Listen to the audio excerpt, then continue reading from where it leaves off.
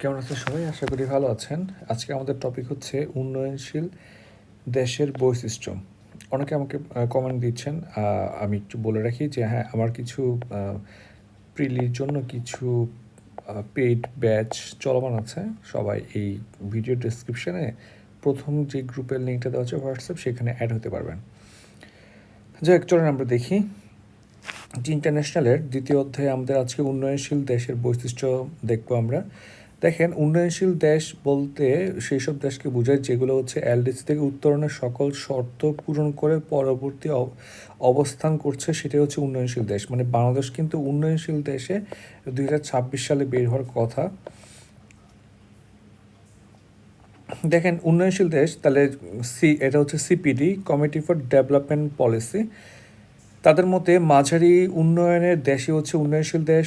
জাতিসংঘের অর্থনৈতিক ও সামাজিক পরিষদ মানে ইকোসক তো আমরা জানি। তাহলে ইকোসকের আপনার শর্ত মোতাবেক একটি রাষ্ট্রকে উন্নয়নশীল দেশে হতে হলে 3টা শর্ত পূরণ করতে হবে। এই শর্তগুলো হচ্ছে মানব সম্পদ সূচকে 66 বা তার বেশি হওয়া লাগবে, অর্থনৈতিক ভঙ্গুরতা 32-এ কম হওয়া লাগবে, মাথা পিছু আয় হচ্ছে $1230।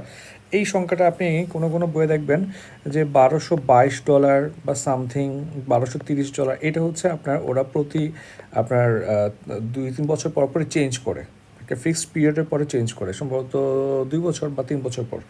দেখেন, ইউএনডিপির মতে এই সমস্ত দেশগুলো উন্নয়নশীল দেশ যারা তাদের জনসংখ্যা অনুপাতে সে তাল মিলিয়ে উল্লেখযোগ্য হারে উন্নয়ন করতে সক্ষম হয়নি বা প্রত্যাশার চেয়ে কম উন্নয়ন করেছে। এখন এটার বৈশিষ্ট্যগুলো হচ্ছে আমাদের পরীক্ষায় আসতে পারে। উন্নয়নশীল সালে বাংলাদেশের মোটামুটি একটা উন্নয়নশীল দেশ বলা যায়। তো সেক্ষেত্রে আমাদের যে বৈশিষ্ট্যগুলো আছে সেগুলো কিন্তু উন্নয়নশীল দেশের বৈশিষ্ট্য। যেমন কৃষি খাতে প্রাধান্য। উন্নয়নশীল দেশের বেশিরভাগ মানুষ কৃষির উপর নির্ভরশীল থাকবে। ওদের কৃষির উপর নির্ভরশীলতার কারণে দেশের উন্নয়ন ত্বরান্বিত হবে না। আবার প্রযুক্তি নির্ভর কৃষি ব্যবস্থা না হয় কৃষিও তেমন উন্নয়ন সম্ভব নয়।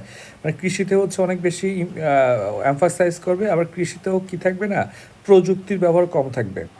শিল্প খাতে অনগ্রসরতা এবং উদ্যোক্তার অভাব। আপনারা জানেন যে উন্নয়নশীল দেশের শিল্প খাতে সরকারের সহায়তা এবং বৈদেশিক বিনিয়োগ কম থাকায় মানুষ এই খাতে অনাগ্রহ দেখায়, ফলে উদ্যোক্তার সৃষ্টি হয় না। দ্রুত জনসংখ্যা বৃদ্ধি এবং ব্যাপক বেকারত্ব, এটা পড়া লাগতেছে না, বুঝতে পারছেন। তারপর হচ্ছে নিম্ন মাথাপিছু আয় থাকবে, শিক্ষার হার কম থাকবে, আধুনিক বিজ্ঞান ও প্রযুক্তির অভাব থাকবে। দ্বৈতবাদী অর্থনৈতিক বৈশিষ্ট্য, অর্থাৎ উন্নয়নশীল দেশে কর্মক্ষেত্রের সুযোগ শহর অঞ্চলগুলোতে বেশি হয়ে থাকে, ফলে গ্রাম এবং শহরের মধ্যে ব্যাপক পার্থক্য দেখা যায়, ফলে গ্রাম থেকে মানুষ শহরের দিকে চলে আসে। তাহলে এটা হচ্ছে আমাদের উন্নয়নশীল দেশ এবং উন্নয়নশীল দেশের বৈশিষ্ট্য। সবাইকে অসংখ্য